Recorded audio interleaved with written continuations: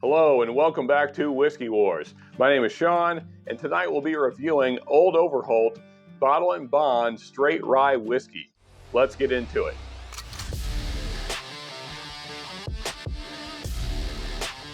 All right, so here's our bottle for this evening. Old Overholt Bottle and Bond Straight Rye Whiskey.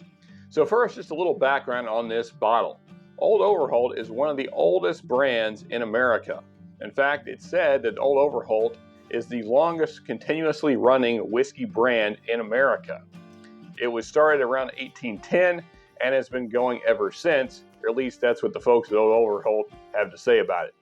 Now, of course, at one point, Old Overholt was the only rye whiskey available in America. It became the only brand still pumping out ryes.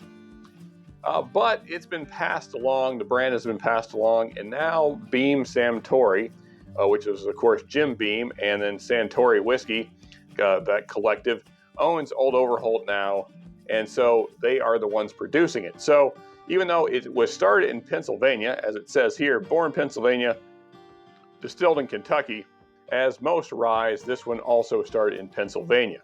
But now it is under the Jim Beam umbrella, and so Jim Beam has taken over the reins of distilling this product. So we got a decent product here, hopefully. Let's get this thing poured and see what we find on the nose and then also on the taste. And of course, this being the red cap, this is the newest version of this. And it is also, I didn't mention, non-chill filtered. So that's kind of cool, especially for a kind of budget priced rye. This was around the $25 mark. Well, let's get into the nose and see what we can find here. First off, nice color, gotta say. For a younger whiskey, nice amber color there, so that's usually a good sign. On the nose, getting lots of fruit notes. I'm gonna say like a roasted date, nice plum note, a cherry, grape as well. There's a nice citrus note like an orange, almost like a candied orange, very sweet. And of course, you're getting your typical more bourbon notes like caramel, brown sugar, nice charred oak notes. Yeah, almost like a real toasty oak in there as well. All in all, a very nice nose. Also getting kind of some vanillas, which you'd expect more like in a bourbon. And almost there's a kind of a creamy note, like a whipping cream in there, which is kind of unusual for a rye, but very nice in this situation. Let's get into our first sip. All right, so a nice first sip. Front of the palate, you get a very nice kind of citrus note, like a very sweet orange. Also getting that cherry that we smelled on the nose. And then you're also getting a nice caramel, nice brown sugar, getting a little hints of vanilla. And then the barrel presence is really showing through. Lots of charred oak notes, nice toasted oak in there as well.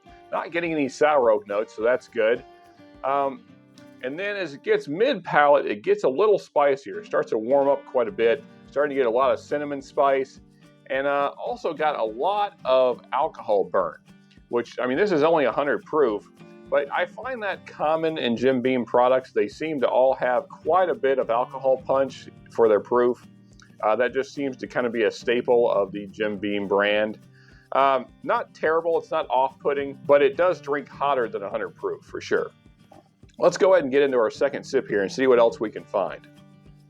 All right, so in addition to the notes I've already mentioned, also got just a hint of a grape note there and quite a bit more citrus on that sip, kind of more in the mid-palate there, like a lot of citrus burst and lots of kind of citric acid kind of burn on the palate.